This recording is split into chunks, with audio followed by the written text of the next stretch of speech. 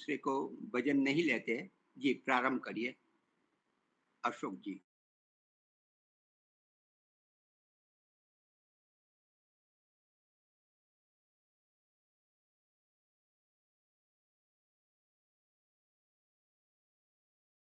सबको सादर नमस्ते। परमपिता परमात्मा के गुण कर्म स्वभाव आधारित जो अमूल्य वचन हमें आर्य समाज के दूसरे नियम में मिलते हैं, उनकी चर्चा की श्रृंखला में आप सबका स्वागत है। परमपिता परमात्मा न्यायकारी हैं, इस विषय पर आज हमारा तीसरा सत्र है। और इस तीसरे सत्र में जैसे हमारी गत सत्र के अंत में बात हुई थी कि दो चर्चाओं में जो सार हमें समझ में आया कि न्याय शब्द जहां जहां उल्लेखित किया है ऋषि ने, वहां वहां उन्होंने पक्षपात रहित ऐसा बलपूर्वक लिखा है। और जहां अन्याय आचरण की बात की है, वहां पक्षपात सहित ऐसा बलपूर्वक लिखा है। तो इसलिए वैसे तो न्याय शब्द के आने से ही यह समझ लेना चाहिए कि इसमें पक्षपात नहीं हुआ होगा, तभी तो उसको न्याय कहेंगे। लेकिन फिर भी इतनी बार स्पष्ट करने के कारण कि ये पक्षपात रहित होना चाहिए, पक्षपात रहित होना चाहिए, इससे पता चलता है कि महर्षि की विचारधारा में इस पक्षपात की समस्या का उन्होंने बहुत उच्च स्तर तक अभ्यास किया था और उसका सामना भी किया होगा। इसलिए आज की चर्चा जो हम शुरू कर रहे हैं न्यायकारी श्रृंखला को आगे बढ़ाते हुए, आज का हमारा जो चिंतन है वो पक्षपात को समझने पे रहेगा कि महर्षि जी अगर इतनी सारी बार पक्षपात रहित आचरण करने का कह के गए हैं, तो उन्होंने बहुत सारी जगहों पर अपने साहित्य में पक्षपात के विषय में कुछ अधिक जानकारी भी दी होगी। कहीं पक्षपात की व्याख्या की होगी, कहीं पक्षपात के विषय में कुछ और हमें समझ में आए ऐसा कुछ हमें सामग्री देने का काम किया होगा। तो जब इसको हमने ढूंढने का प्रयास किया तो काफी साहित्य में वो मिला, सत्याग्रह प्रकाश में मिला है।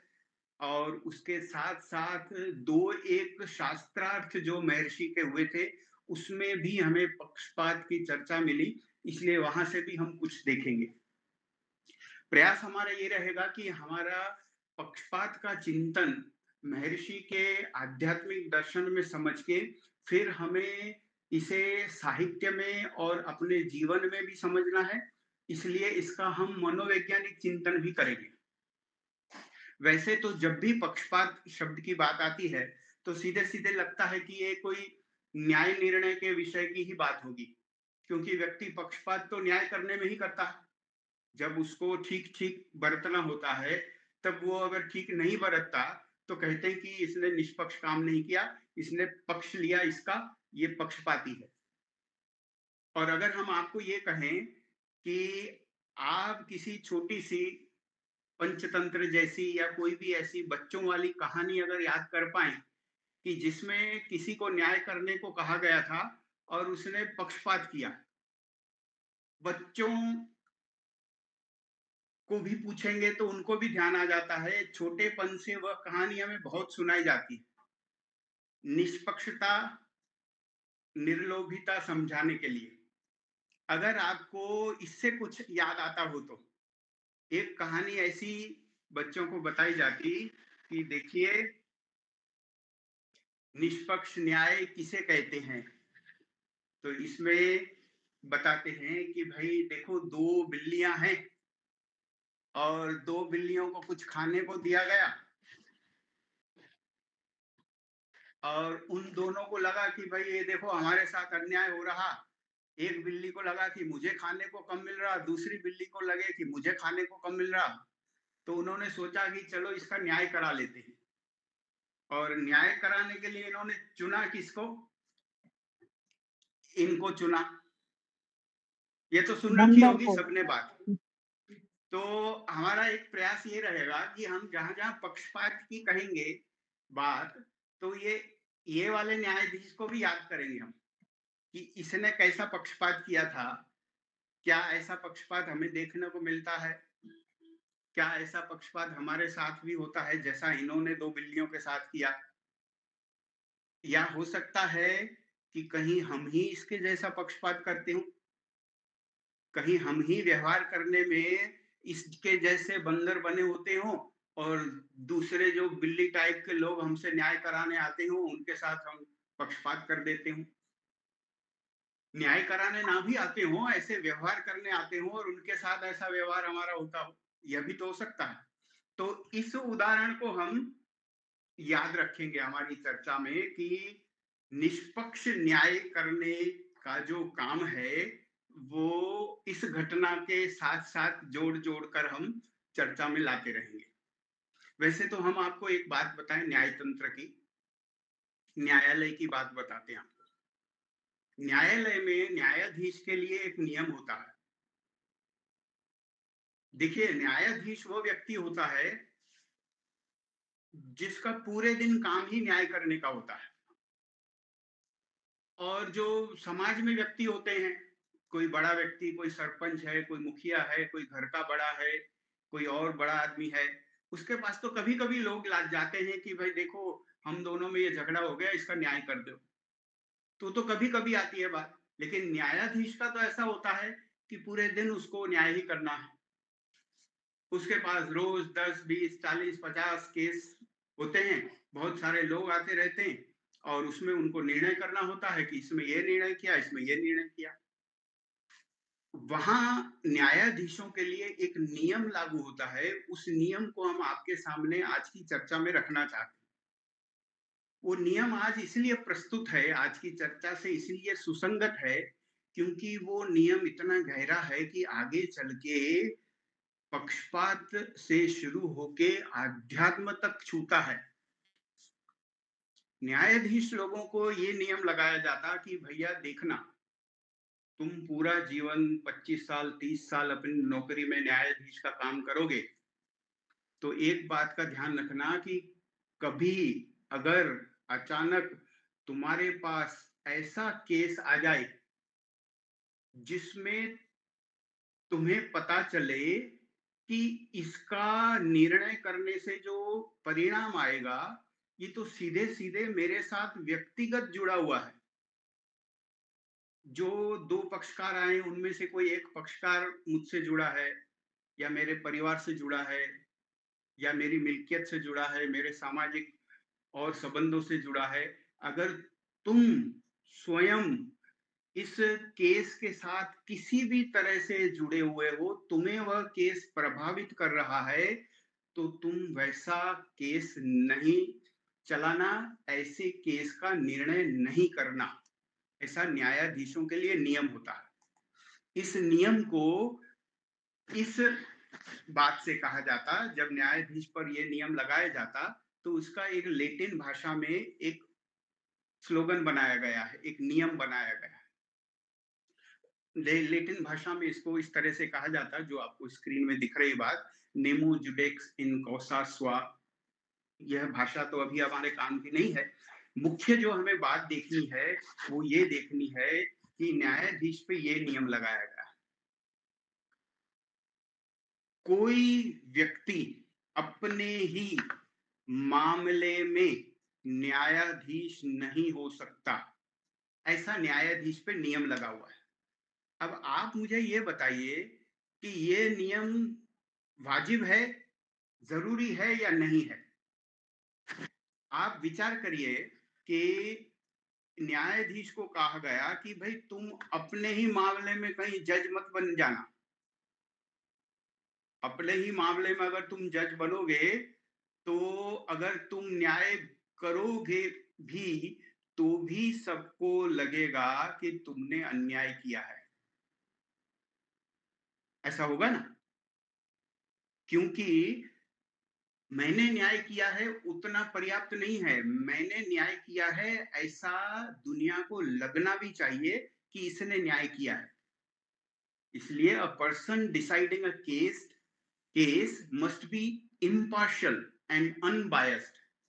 और मैं अनबायस्ड हूं, इम्पार्शियल हूं, निष्पक्ष हूं, वो कब पता चलेगा कि मैं ऐसे केसों का न्याय करूं जो मुझसे जुड़े हुए ना हो,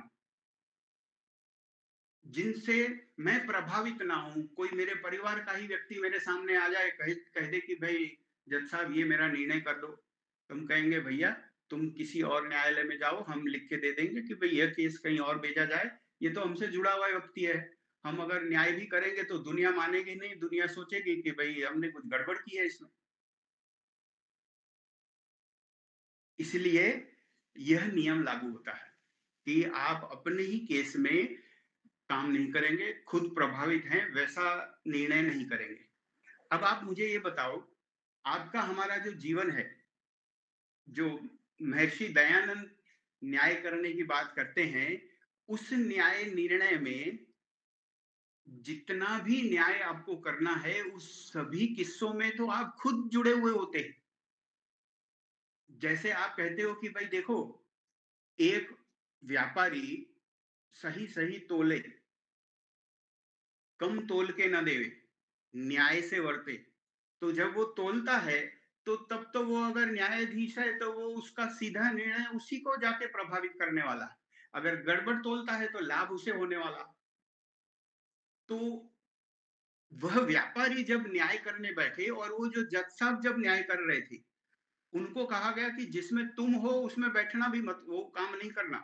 और इस व्यापारी को कहा गया कि तुम पूरे दिन न्याय करना। और जबकि इसमें जितने न्याय वो करेगा उसका प्रभाव उस पर खुद पर ही होना है। तो अब विचारो कि उस न्यायाधीश का काम ज्यादा कठिन है या आपका हमारा जीवन जीते हुए न्याय करना ज्यादा कठिन है। आप इस चित्र में देखो कि जो आप ऐसे ऑर्डर ऑर्डर देखते हैं न्यायालय में, उस न्यायालय में जो ऑर्डर ऑर्डर होता है, तो यहाँ तो एक पलड़े पे ही वो ऑर्डर ऑर्डर हो रहा, क्योंकि जिस व्यक्ति को न्याय से बरतना है वो खुद एक पलड़े में बैठा है। जैसे किसी को कहा गया कि भाई देखिए, आप अपने व्यवहार में हमेशा सच बोलिएगा, और कभी अगर सच बोलने से आपको खुद को भी नुकसान हो, ऐसा आपको लगे, तब भी आप सच बोलिएगा। तो मतलब यही हुआ कि मुझे ऐसा न्याय करना है जिसका फैसला मुझे खुद के खिलाफ सुनाना। अब विचार करो, उस न्यायाधीश का काम तो कितना बढ़िया है, कितना सरल है। उसे तो दो दूसरे लोगों का न्याय करके सुना देना। और यहाँ जीवन में न्याय करने के लिए, पक्षपात रहित जीवन जीने के लिए, हमें हर वक्त खुद को भी एक पक्षकार समझ के और निष्पक्ष होकर न्याय करना है, जिसमें भले हमारा भी नुकसान होता हो तो भले हो, धर्म का आचरण होना चाहिए, निष्पक्ष व्यवहार होना चाहिए, यह ध्यान हमें रखना होता है। तो यह जो उस न्यायाधीश के नियम वाली बात है, यह हमें हमेशा याद रहनी चाहिए। और हम जब जब किसी सत्याचरण के व्यवहार करने के मौके पर पहुंचे, ऐसा अवसर हमारे सामने हो, तो हमें लगना चाहिए कि एक न्यायाधीश से भी कठिन काम हमने करना है। और जितना भरोसा उस पर दुनिया करती है, उतना ही भरोसा मैं खुद पर करूं और ऐसा सच्चा व्यवहार करूं कि वह व्यक्ति ऐसा समझ के जाए कि यह व्यक्ति खुद के खिलाफ भी होगा तो भी सच ही बोलेगा। और ऐसे लोग होते हैं, ऐसे व्यापारी होते हैं, जिन व्यापारियों का भरोसा इतना होता है कि ग्राहक उनको कहता है कि साहब ये दो वस्तुएं जो हैं, इनमें से आप जो कहो वो मैं ले लूंगा, आप पे भरोसा है। अब वो दोनों वस्तुएं बेचने में लाभ जो है वो उसी व्यापारी को है। उसको पता है कि यह बेचूं तो मुझे कितना मुनाफा होगा, यह बेचूं तो कितना मुनाफा होगा। और फिर भी उस व्यक्ति ने, ग्राहक ने उसी पे भरोसा किया कि सर आप जो बेचो वो हम ले लेंगे। तो ऐसे जब आपको खुद को सीधे हानि लाभ होने वाला है, तब न्याय निर्णय करना है और तब निष्पक्ष व्यवहार करना है, तो ये बड़ी मेहनत का काम है, बड़ी तैयारी का काम है। और इसलिए इतनी सारी चर्चा सिर्फ पक्षपात विषय पे करनी पड़ रही है। और ऐसी चर्चा की आज खत्म नहीं होगी। पक्षपात विषय पर जब चिंतन गहराई से करने का प्रयास किया, तो हमें खुद इस निष्पक्ष व्यवहार के विषय में और कई पक्षों का पता चला, पहलुओं का पता चला, और गहराई में कई बातें ऋषि की भी समझ में आई। जब पक्षपात की बात करें, तो महर्षि ने जहां जहां पक्षपात का उल्लेख किया है और पक्षपात के विषय में समझाने का प्रयास किया, या तो जब हमें पता चला कि भाई न्यायाधीश के लिए तो निष्पक्ष,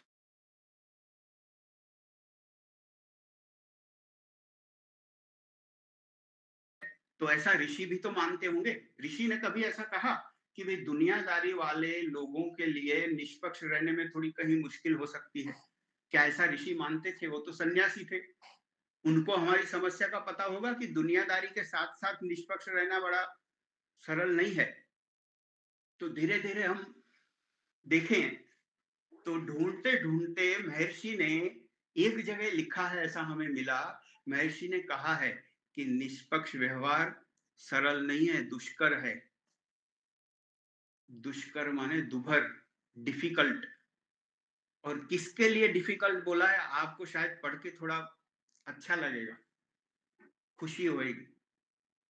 दुनियादारी वाले लोगों को तब अच्छा लगता है जब प्रचारक लोग, और उसमें से खासकर सन्यासी लोग, ब्रह्मचारी लोग, उनके मंदिरों में, उनके समाज में, उनके घरों में आकर कह देते हैं गृहस्थ आश्रम बहुत अच्छा आश्रम है, बढ़िया आश्रम है।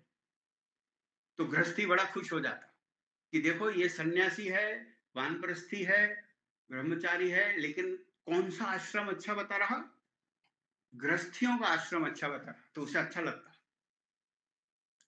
और थोड़ा खींच के वो ये मान लेता है कि अच्छा है तो फिर यहीं रहो, ये सन्यासी हो गए, ये वानप्रस्थी हो गए, ठीक है, ये खुद हमको कह रहे हैं कि गृहस्थ आश्रम अच्छा है, तो हम यहीं भले हैं। फिर उम्र उसी में खत्म हो जाती। तो निष्पक्ष व्यवहार दुष्कर है, ऐसा महर्षि ने 5वें समोल्लास में सन्यासियों की चर्चा में ही कहा है। सन्यासी के व्यवहार की चर्चा में उन्होंने क्या कहा? एक प्रश्न उनसे पूछा गया कि सन्यास ग्रहण की आवश्यकता क्या है? सन्यासी बने ही क्यों आदमी? अब देखो, हमारी चर्चा हो रही न्यायकारी गुण पे, और उसमें भी पक्षपात विषय पे, और हम ढूंढ ढूंढ के पहुंचे कहां? सन्यास की चर्चा पे। क्योंकि महर्षि ने उल्लेख किया है, ढूंढने ढूंढने पर वो बात वहां मिली है, इसलिए उसकी चर्चा हो रही। तो महर्षि इसका जवाब क्या देते हैं? सन्यास ग्रहण की आवश्यकता क्या है? तो महर्षि कहते हैं कि हम अपने विषय को अधिक सन्यास के चर्चा पे नहीं ले जाएंगे, लेकिन जो हमारे काम की बात है उसको देखेंगे। जैसे शरीर में शिर की आवश्यकता है, वैसे आश्रमों में सन्यास की आवश्यकता है, क्योंकि इसके बिना विद्या धर्म कभी नहीं बढ़ सकता। दूसरे आश्रमों को विद्या ग्रहण, गृह कृत्य और तपश्चर्या आदि का संबंध होने से अवकाश बहुत कम मिलता है। अवकाश बहुत कम मिलता है, ठीक है, लेकिन सबसे बड़ी बात जो बोले वो क्या बोले? पक्षपात छोड़कर वर्तना दूसरे आश्रमों को दुष्कर है। तो ऋषि ने यह स्वीकार किया कि सन्यासी के सिवाय के आश्रम वाला जो व्यक्ति है, उसको पक्षपात छोड़कर वर्तना दुष्कर है। पक्षपात रहित जीवन जीना उसके लिए ज्यादा मुश्किल है। अच्छा, अब यह बात पढ़ के हमको अच्छा लगना चाहिए या चिंता होनी चाहिए? कोई व्यक्ति कहेगा कि बढ़िया है, स्वामी जी खुद मान के गए कि मुश्किल है पक्षपात रहित जीना, तो अगर हम पक्षपात करते हैं तो क्या बड़ी बात है? महर्षि दयानंद ही कह के गए कि मुश्किल है। और या तो किसी को लगे कि देखो, एक सन्यास सिवाय के आश्रमी व्यक्ति की दुविधा, मुश्किल का एहसास उस सन्यासी को भी था, और उन्होंने हमें सचेत किया कि देखो, पक्षपात छोड़कर वर्तना दूसरे आश्रमों को दुष्कर है। और फिर भी धर्म की व्याख्या में उन्होंने स्पष्ट कहा कि निष्पक्ष जीवन जीना, पक्षपात रहित न्याय आचरण करने का जो धर्म है वो तो मनुष्य मात्र का अर्थात सभी आश्रमियों का है। ऐसा तो हम पढ़ के आए, पहले सत्रों में हमारी चर्चा हुई है। तो जैसा सन्यासी सर्वतोमुक्त होकर जगत का उपकार कर सकता है, वैसा अन्य आश्रम नहीं कर सकता। ठीक है, हमने यहाँ जो अंडरलाइन किया है उस वाक्य के लिए यहाँ हम आए हैं। महर्षि कहते हैं कि पक्षपात छोड़कर वर्तना अन्य आश्रमों के लिए दुष्कर है। माने थोड़ा हमें इससे सावधान हो जाना चाहिए कि हमारे लिए जो चीज मुश्किल है उसको करना तो है ही, और करने के लिए जो भी तैयारी बनेगी, चिंतन बनेगा, मुश्किल भी होगा तो भी हमें करना है, हम करेंगे ही। निष्पक्ष व्यवहार कैसे किया जाता है उसका अभ्यास, उसको सीखने का काम अवश्य करना चाहिए। तो महर्षि की चर्चा में यह बात पता चली कि निष्पक्ष जीवन सरल नहीं है, कठिन है। और इसी तरह से ऋषि की ही एक और बात, पक्षपात के विषय में उन्होंने एक शास्त्रार्थ में कुछ बात बोल दी थी, और उस बात का उल्लेख करना भी हमारे लिए जरूरी बन गया। एक पुस्तक छपी है, सत्य धर्म विचार। ये सत्य धर्म विचार पुस्तक जो है वो हकीकत में चांदापुर के मेले में महर्षि का जो शास्त्रार्थ हुआ था वो शास्त्रार्थ ही इसमें छापा गया है, और इस पुस्तक का नाम सत्य धर्म विचार रखा गया है। वैसे इसको चांदापुर शास्त्रार्थ भी कह सकती। चांदापुर शास्त्रार्थ में मौलवी साहब भी थे, और मौलवी साहब के साथ भी थोड़ी बात हुई थी। चांदापुर शास्त्रार्थ में पक्षपात के विषय में ऋषि ने क्या कहा, सीधे सीधे वहां जाते, शास्त्रार्थ के और विषय को अभी गहराई से नहीं लेते। महर्षि कहते हैं पक्षपात को छोड़कर सत्य का ग्रहण और असत्य का परित्याग करके अर्थ को सिद्ध करना चाहिए। देखो, ये ऋषि के लिखने का स्टाइल है, वो कई बार लिखते, देखो, सचेत करते हुए बोलते, देखो सब अन्याय अधर्म और पक्षपात से होता है। इस कारण से यह बात हम ले आए यहां। महर्षि कहते हैं, ऋषि स्तर की एक विभूति ये कह रहे हैं कि सब अन्याय, बाकी नहीं रखा, कुछ भी बाकी नहीं रखा उन्होंने, सब अन्याय अधर्म और पक्षपात से होता है। अच्छा, मेरे साथ अगर कोई अन्याय हो गया तो इसका मतलब उसमें अधर्म और पक्षपात होगा, किसी ने किया होगा, और मैंने किसी के साथ अन्याय किया है तो निश्चित रूपेण मैंने भी अधर्म और पक्षपात किया होगा, तभी उसका परिणाम अन्यायपूर्ण आचरण हुआ होगा।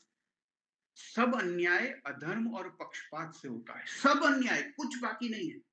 जितने प्रकार के अन्याय हैं उसमें अधर्म होगा और पक्षपात होगा।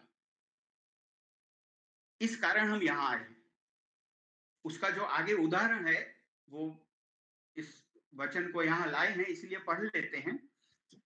जैसे कि यह मौलवी साहब का वस्त्र बहुत अच्छा है, मुझको मिले तो मैं उसको ओढ़कर सुख पाऊं, इसमें अपने सुख का पक्षपात किया और मौलवी साहब के दुख का कुछ विचार न किया।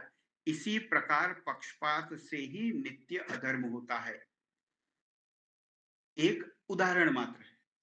ऋषि ने खुद बोला कि ये मौलवी साहब बैठे हैं, इसका कपड़ा बड़ा अच्छा लगा, हमें लगे कि यह हमें मिल जाए, तो उनके सुख को भूल गए हम, और यह सुख मुझे प्राप्त हो ऐसा सोचा तो अधर्म हुआ, पक्षपात किया। उनका हित हमें नहीं दिखा, हमारा सुख हमें दिखा, ये पक्षपात हुआ। तो इतने छोटे से उदाहरण से उन्हें जीवन का एक बड़ा सा सच बता दिया, सब अन्याय अधर्म और पक्षपात से होता है। अच्छा, आपको अगर जो हमारे समाज के दो बड़े महाकाव्य, रामायण और महाभारत, के द्वारा पक्षपात समझने का अवसर मिले, उनके पात्रों के द्वारा, तो कोई और समझाए उससे पहले आप अभी गिन के बोल देंगे कि ये पक्षपाती था इसमें, क्योंकि पूरी पूरी कहानी सबको पता है और एक बार नहीं कई बार पता है। आपको अगर अभी पूछे कि भाई रामायण के 3-4 लोग बताओ जो पक्षपाती थे, महाभारत के 4-5 लोग बताओ, उसमें ज्यादा होंगे ना शायद। महाभारत के कुछ और बताओ जो पक्षपाती थे, तो देर नहीं लगेगी।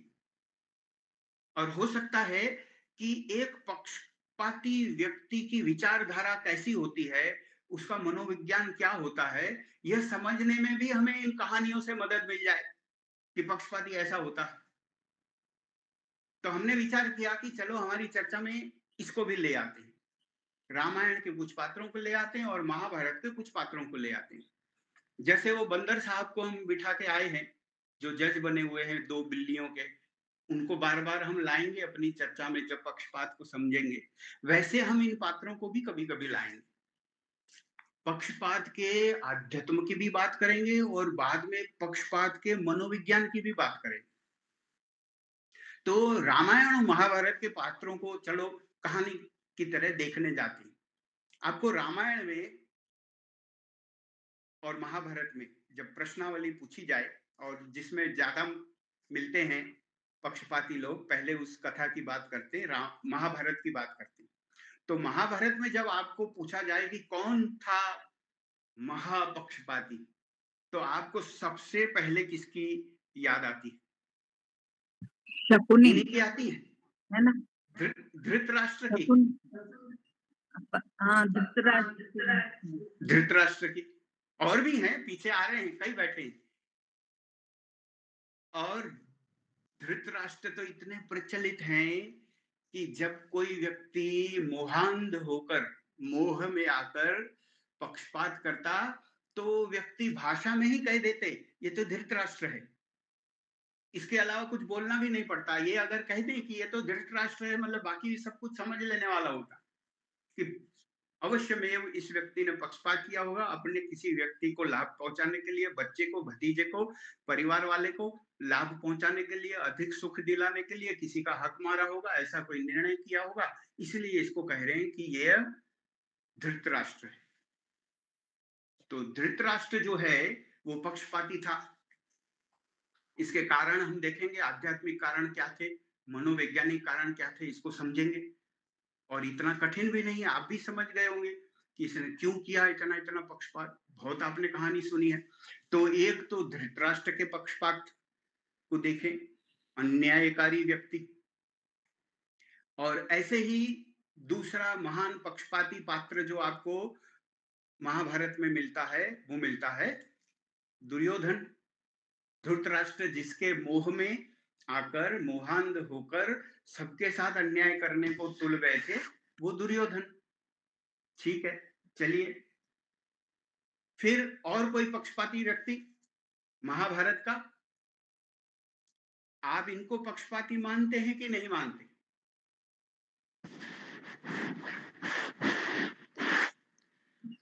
गांधारी। लोग कहते भैया देखो अबला नारी पूरा जीवन आंखें बंद करके जी, उसको पक्षपाती बोले हुए।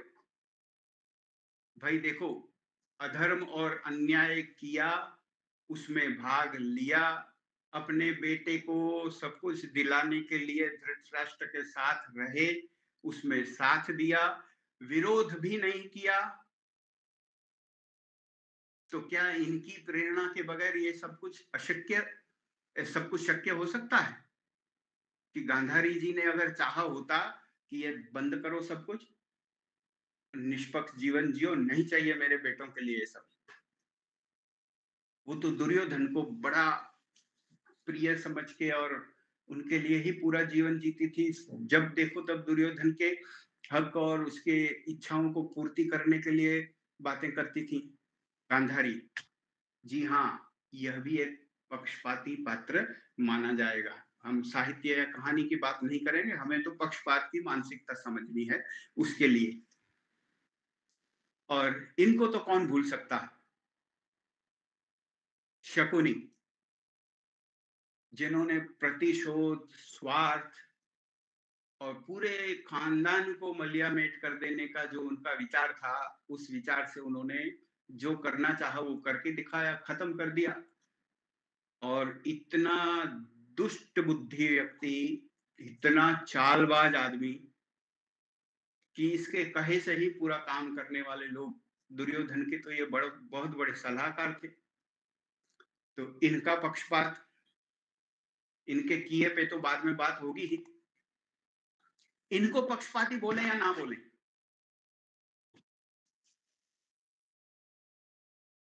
बड़ा योद्धा व्यक्ति, महान योद्धा, अर्जुन के टक्कर का आदमी, उससे भी शायद ज्यादा कर्ण। जी हाँ, कर्ण भी अधर्मियों के साथ थे, अन्यायकारियों के साथ थे, तो इनको भी पक्षपाती ही कहा जाएगा। और अंत में श्री कृष्ण जी ने जो इनका ठीक हाल किया, वो जैसा एक अधर्मी पक्षपाती का होना चाहिए, वैसा उनके साथ जैसे को तैसा करके उनका परिणाम भी उनको दिलाया। जी हाँ, इनको भी पक्षपाती की सूची में रखना पड़ेगा। जो दो गुरु पांडवों के, कौरवों के, द्रोणाचार्य, कृपाचार्य, ये भी पक्षपाती थे, बिल्कुल थे। जब अपने शिष्यों में ही वो समान व्यवहार नहीं करते थे, शिष्यों और बेटे के बीच में समान व्यवहार नहीं करते थे, तो ये निष्पक्ष कैसे माने जाएंगे? और जो व्यक्ति खड़ा ही अधर्मियों के साथ है, उसको निष्पक्ष कैसे कह दोगे? इनके पक्षपाती व्यवहार की भी आध्यात्मिक चर्चा आएगी, इनकी भी बारी आएगी। अब इनके विषय में क्या कहना आपका? इनकी बड़ी इज्जत है समाज में, लोग बड़ा प्रेम करते हैं इनको। हमें एक व्यक्ति की कोई छोटी सी हमारे कार्यालय की स्पीच याद आ रही है, उनका भाषण याद आ रहा है। वो बड़े अच्छे अनुभवी व्यक्ति थे, तो उनको भाषण देने के लिए बुलाते थे एकेडमी में, ट्रेनिंग में। तो एक दिन किसी व्यक्ति ने उनका जब परिचय दिया, तो उन्होंने कहा कि हमारे क्षेत्र के भीष्म पितामह हैं ये। तो फिर वो अब अपना भाषण देने जब आए, तो उन्होंने कहा, भैया देखो, बाकी सब तुमने परिचय मेरा ठीक दिया, लेकिन इसमें मेरा विरोध है, मुझे भीष्म पितामह मत कहना, मैं अधर्मियों के साथ नहीं हूं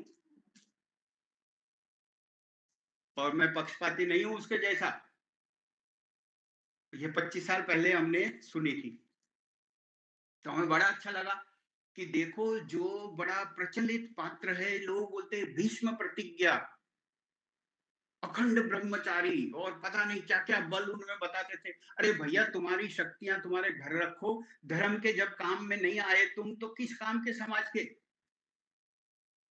इतना प्रभावशाली व्यक्ति, इतना बलशाली व्यक्ति अगर ये निर्णय कर लेते कि ये दुर्योधन की, धृतराष्ट्र की मनमानी नहीं होने देनी, तो कृष्ण जी की तो जरूरत ही नहीं पड़ती, सब पहले ही ठीक हो जाता। मोरल पावर, नैतिक शक्ति चाहिए उसके लिए।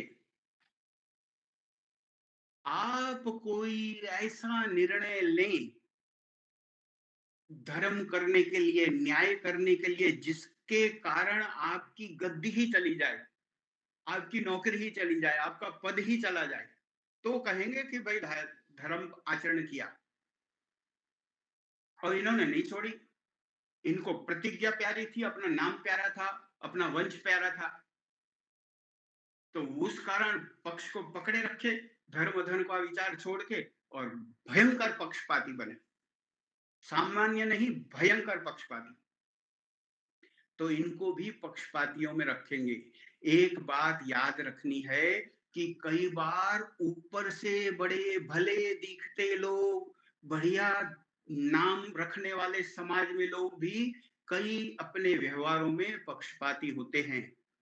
ऐसे कई घर के बड़े, घर के मुखिया हमने देखे कि जब संपत्ति का बंटवारा करना होता था, तो निष्पक्ष नहीं करते थे। वैसे तो वो बड़े इज्जतदार लोग होते थे, बड़ा प्रेम होता था समाज में, बड़ी इज्जत होती थी, लेकिन जब बंटवारा करने को आया, तो इस बेटे को अधिक दे दिया, उसको कम दे दिया, बिटिया को कम दे दिया। या जो बेटा बड़ा ठंडा ढीला सा है उसको बोले तू इतना रख ले, बस अब दूसरे घर में जाके रहे। ऐसे तो उदाहरण आपके हमारे जीवन में बहुत आपने देखे होंगे।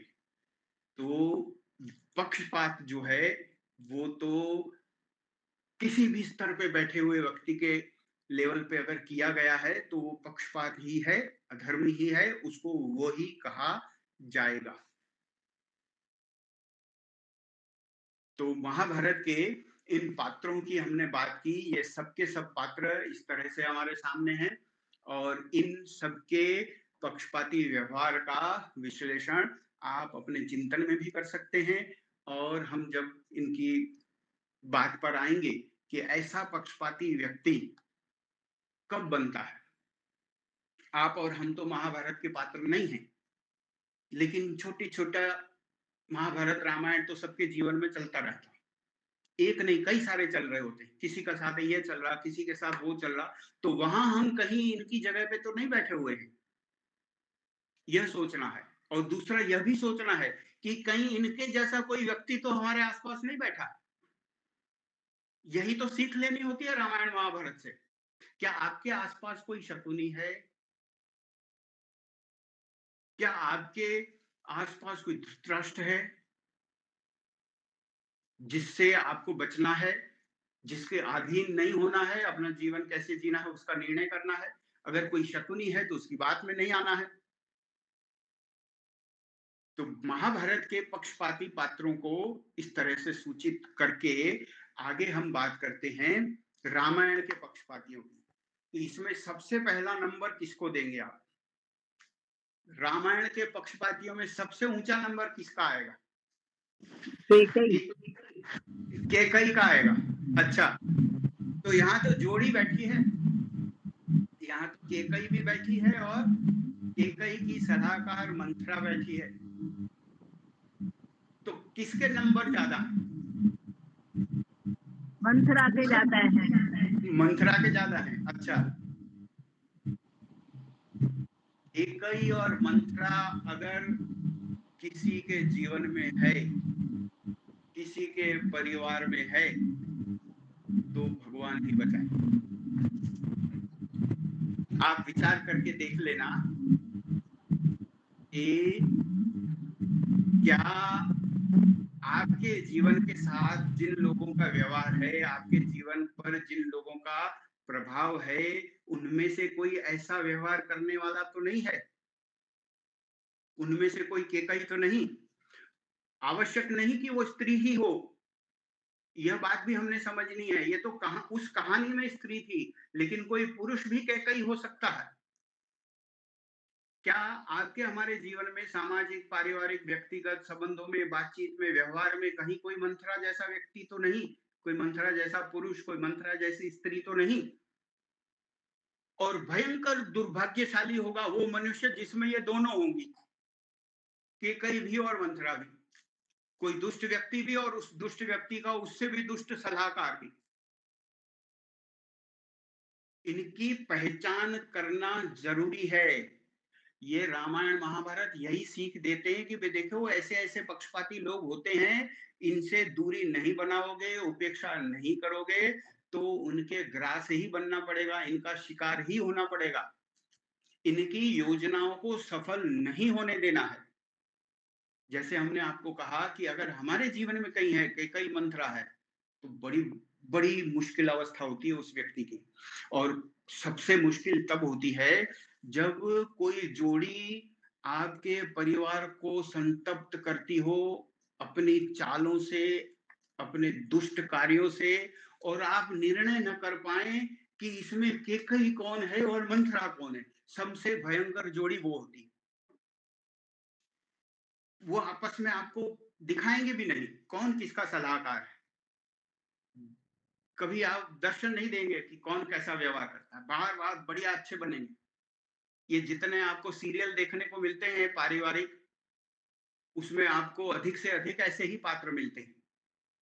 और इस कारण से जो परिवार नष्ट होता है और सबसे अधिक नुकसान जो होता है वो गृहस्थ आश्रम व्यवस्था का होता है। ऐसे व्यवहारों को होने देने से गृहस्थ आश्रम की हालत ये हो रही है कि 25 साल पहले जो गृहस्थ आश्रम की इज्जत थी वो अभी नहीं है, क्योंकि लोगों ने इतना जहर मिलाया इसमें, इतना छल कपट मिलाया कि व्यक्ति को लगता है कि अब तो क्या जरूरत है। जी हाँ, पक्षपाती व्यवहार से सामाजिक नुकसान इस तरह के बड़े स्तर के भी होते हैं। गृहस्थ आश्रम जैसे समाज के आधार आश्रम की हालत अगर हुई है तो वो ऐसे पक्षपाती छली लोगों के कारण हुई है। और गृहस्थ आश्रम अगर नहीं बचा तो बाकी आश्रम भी नहीं बचेंगे। ऐसे ही नहीं कहा विद्वानों ने कि गृहस्थ आश्रम सबसे उत्तम आश्रम है, क्योंकि यह आश्रम ही रोटी खिलाता है, यह आश्रम समाज चलाता है, अर्थतंत्र चलाता है, देश को चलाता है। इसलिए इस आश्रम का उत्तम बने रहना बहुत जरूरी है। तो हम इतने तो चिंतनशील होने चाहिए, इतनी तो बुद्धि हमारी चलनी चाहिए कि ऐसे किसी के झांसे में ना आए, न केकई के, न मंत्रा के, न इनकी जोड़ी के। तो सबसे बड़े पक्षपाती रामायण के। इसमें मंथरा का क्या स्वार्थ था, केकई का स्वार्थ क्या था, ये तो आप जानते ही हैं। और इनकी मानसिकता क्या रही होगी, मनोविज्ञान क्या रहा होगा, और आध्यात्मिक अवगुण इनमें क्या रहे होंगे कि ये पक्षपाती बने। निष्पक्ष व्यवहार नहीं किया इन्होंने। आप समय मिलने पर भरत केकई संवाद जहां भी साहित्य में मिले आपको, YouTube आदि पे भी उस पे बहुत बढ़िया सामग्री मिलेगी आपको कि जब भरत वापस आए और भरत और केकई का संवाद हुआ, सगे माँ बेटे का संवाद, झंझोड़ कर रख देगा आपको। एक अत्यंत निष्पक्ष पात्र, धर्मात्मा व्यक्ति भरत अपनी माँ के साथ उसके अन्याय और पक्षपाती व्यवहार के बाद क्या बात बोलते हैं, क्या व्यवहार करते हैं, आपको नहला देगा अंदर से कि कमाल की बात है। बंदा तो ये है, आदमी तो इसको कहते हैं। मनुष्यपन का जो जीवंत मूर्ति जिसको कहें वो ये रहा भरत। और फिर राम और भरत के संवाद की भी बात सुनने वाली होती है। ठीक है, तो पक्षपाती पात्रों की सूची बनाई, मंथरा केकई रामायण के अंदर सबसे ऊंचे नंबर लाने वाले पक्षपाती लोग। इसके बाद पक्षपातियों में आप रावण को तो गिनेंगे, अपने काम के कारण, अभिमान के कारण उन्होंने जो अन्याय किया, पक्षपाती व्यवहार किया। इसी तरह से आप शूर्पणखा को भी पक्षपाती मानेंगे। उनकी जिद पूरी नहीं हुई तो निष्पक्ष नहीं रहे, अन्याय किया, अधर्म किया। रावण का बेटा मेघनाद अधर्मी पिता का साथ देते रहे, जैसे वहां कर्ण और भीष्म अधर्मियों का साथ देते रहे, वैसे मेघनाद भी अधर्मियों का साथ देते रहे, तो यह पक्षपाती। इसी तरह से कुंभकर्ण, उन्होंने भी रावण का साथ दिया, इनको भी पक्षपाती पात्रों के लिस्ट में रखेंगे। ऐसा ऐसा पक्षपात हमारे जीवन में भी होता होगा कि हम किसी भाई का साथ सिर्फ इसीलिए देते हैं क्योंकि वो हमारे भाई। हम यह परीक्षा अगर करें कि वो धर्म के साथ हैं तो हम देंगे, और धर्म के साथ नहीं है तो हाथ जोड़ के समझाएंगे भैया ये बात ठीक नहीं है, और अगर भैया जी नहीं माने तो नमस्ते। अधर्म तो नहीं करेंगे, अन्याय का साथ तो नहीं देंगे। और ऐसे पात्र तो आपको पता है कि रावण के पास भी एक ऐसा भाई था जिसने उसका साथ नहीं दिया था। विभीषण विभीषण।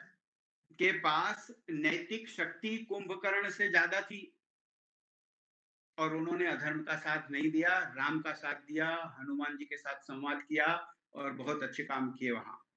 तो कुंभकर्ण को भी पक्षपाती पात्रों की सूची में रखा जाएगा।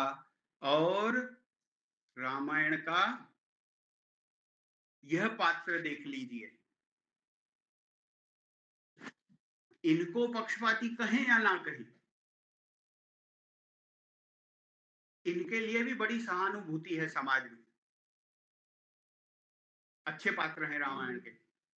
ये पूरी तरह दिख नहीं रहा मुझे। यहाँ जो चित्र चित्र आया है दशरथ जी का चित्र है। तो दशरथ को पक्षपाती कहें कि ना कहें, भाई राम जी के पिताजी की बात हो रही है, और हम सिर्फ इनको राम जी के पिता होने के कारण पूरे नंबर दे दें तो पक्षपाती हम भी हो जाएंगे। हमें तो राम जी के पिता होने के कुछ नंबर उस तरह से मिलेंगे, लेकिन इनके व्यक्तिगत व्यवहार को भी तो देखा जाएगा। क्या इनके हाथ में नहीं था कि जाओ तुमको जो करना हो कर लो, मैं नहीं भेजता राम को? चलो वचन दिया तो वचन भी किसको दिया वो भी तो सोचना था। और वचन धार्मिक व्यक्ति को दिया जाता, और जब कानून भी ये कहता कि अगर कोई व्यक्ति धोखे से कुछ आपसे करवा ले तो ऐसे वचन में से आप कभी भी बाहर आ सकते हैं, आपको दोष नहीं लगेगा, दंड भी नहीं लगेगा। धोखा, फ्रॉड। तो चलिए इनके व्यवहार की विश्लेषण के समय थोड़ा सा कभी देखेंगे, लेकिन जैसे भीष्म पितामह बड़े उच्च स्तर के सम्मान प्राप्त पात्र हैं और उनको पक्षपाती कहते कई लोग थोड़े झिझकते हैं, वैसे दशरथ जी का भी नंबर आएगा। भीष्म जितना तो नहीं, लेकिन कुछ हद तक इनका व्यवहार भी पक्षपाती माना जाएगा। ठीक है, तो यह जो पात्रों की सूची है, पक्षपाती पात्रों की सूची, इनके सबके व्यवहार हमारे चिंतन में कभी ना कभी हमारी चर्चा में छुएंगे, और इस तरह से जब जरूरत पड़ेगी तो इस चित्र के पास हम वापस आएंगे अपनी चर्चा को समझने के लिए, क्योंकि हमें उदाहरणों की आवश्यकता पड़ेगी ना। जब जब हम पक्षपाती व्यवहार की व्याख्या करेंगे तो उदाहरण तो चाहिए, उदाहरण के बगैर, उपमान प्रमाण के बगैर बात समझ में नहीं आती। तो उदाहरण हम दुनिया के भी ले सकते हैं, लेंगे, लेकिन ऐसे प्रचलित उदाहरण लेने से बात सरलता से समझ सकते हैं। तो रामायण और महाभारत के पक्षपाती पात्रों की सूची को समझ के हम आगे जो अपनी चर्चा बढ़ाएंगे, आज के जो बाकी कुछ क्षण हमारे पास बचे हैं, तो हमारा आगे का चिंतन जो है वो इस विषय के आसपास घूमेगा कि पक्षपात का कुछ आध्यात्म होगा, पक्षपात की आध्यात्मिक दृष्टि, उसके विषय में आध्यात्मिक चिंतन हम करने का प्रयास करेंगे कि एक आध्यात्मिक व्यक्ति जो गूढ़ गूढ़ बातों को समझने में रस रखता है, विश्लेषणात्मक उसकी सोच है और आध्यात्मिक स्तर तक उसकी बुद्धि गई है, वैसे व्यक्ति को पक्षपाती व्यवहार का एक ऐसा अवलोकन करना है कि वो बड़े नीचे के स्तर पे गहराई में जाके निर्णय करे कि आखिर कोई व्यक्ति पक्षपाती होता क्यों है, या मैं अगर कोई पक्षपाती व्यवहार नहीं छोड़ पा रहा हूं तो उसके पीछे आध्यात्मिक कारण क्या है। उन आध्यात्मिक कारणों में हम आएंगे, अच्छे से सबकी चर्चा होगी, इस तरह से आध्यात्मिक कारणों की, सूत्र आदि की बात होगी, और इसके प्रैक्टिकल उदाहरणों के साथ इसको समझने का प्रयास करेंगे हम। पक्षपात का अध्यात्म, पक्षपात का अध्यात्म समझने के लिए हमने महर्षि ने पक्षपात के विषय में कहीं व्याख्या दी हो, सबसे पहले वो ढूंढना पड़ेगा, उसको हमने स्तंभ बनाना पड़ेगा, ऐसे झंडा गाड़ के पक्षपात का अर्थ यह होता है यह लिख के, बाकी पूरी चर्चा उसके आसपास घूमेगी। तो आप देखेंगे कि महर्षि ने पक्षपाती व्यवहार के विषय में थोड़े थोड़े इशारे किए हैं अपने साहित्य में। सीधी सीधी व्याख्या ढूंढने पर हमें सत्याप्रकाश से बाहर मिली, और वो भी एक शास्त्रार्थ वाली पुस्तक से मिली, उसको भी हम समझेंगे। तो उन्होंने सत्यार्थ प्रकाश में एक पैराग्राफ जो लिखा है भूमिका में, सत्यार्थ प्रकाश की भूमिका अपने आप में एक ग्रंथ की ताकत रखती है। भूमिका को आप जितनी बार पढ़ोगे कोई ना कोई मोती लेके बाहर आओगे। ये कोई अतिरेक नहीं है, ये जिसने करके देखा है उसको समझ में आती है बात। तो भूमिका में जो ये बड़ा सा पैराग्राफ है जो इन शब्दों से शुरू होता है, इन शब्दों से,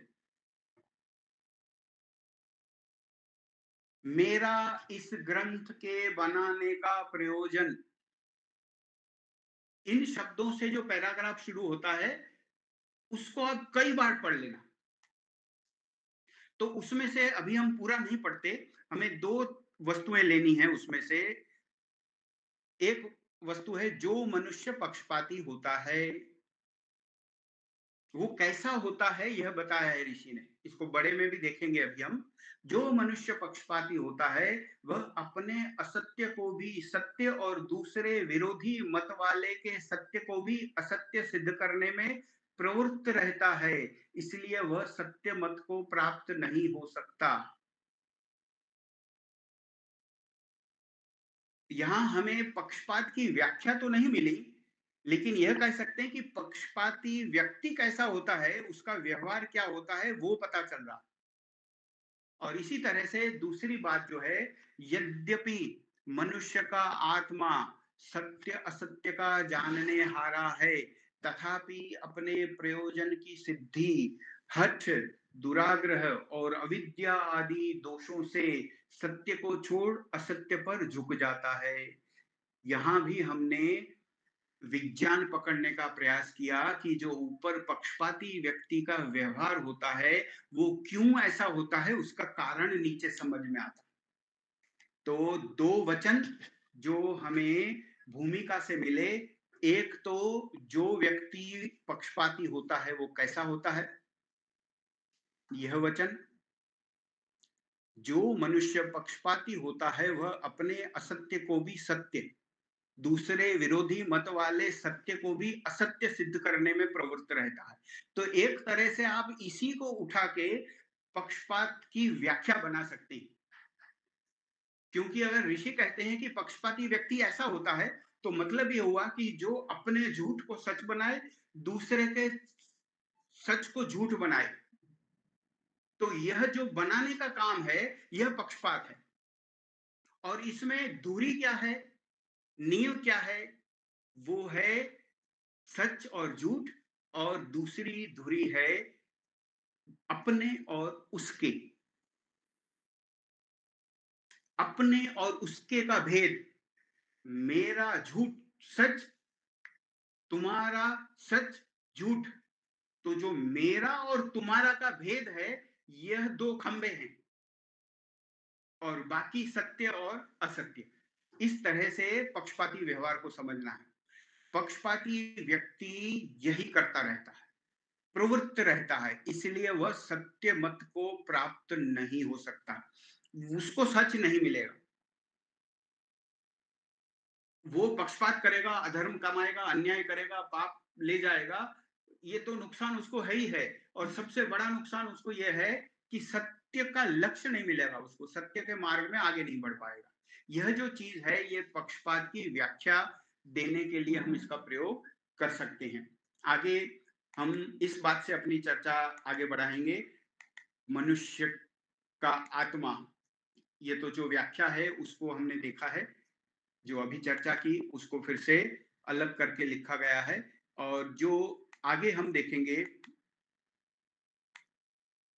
मनुष्य का आत्मा यद्यपि मनुष्य का आत्मा सत्य सत्य का जानने हारा है, इससे हम अपनी आगे की चर्चा शुरू करेंगे। इसका अर्थ क्या है, मनुष्य का आत्मा सत्य असत्य का जानने हारा है। ये जानने हारा शब्द जो है ये समझना है। अगर आप, हम सब, सभी लोग दुनिया के सत्य असत्य को जानने हारे हैं, फिर समस्या कहाँ है। तो जानने हारे का अर्थ समझना पड़ेगा। तो यहाँ हम आज की अपनी चर्चा को विराम देते हैं। पक्षपात शास्त्र की चर्चा जारी रहेगी। आगे हम इस विषय को और आगे बढ़ाएंगे। आप सबका धन्यवाद। ओम शांति, नमस्ते। आपका भी बहुत चलो, बहुत ही बढ़िया, अच्छा, बहुत अच्छा चिंतन। सर जी करते हैं। मैंने सुना बहुत सारे यहाँ हमारे पास में भी होते हैं। ठीक।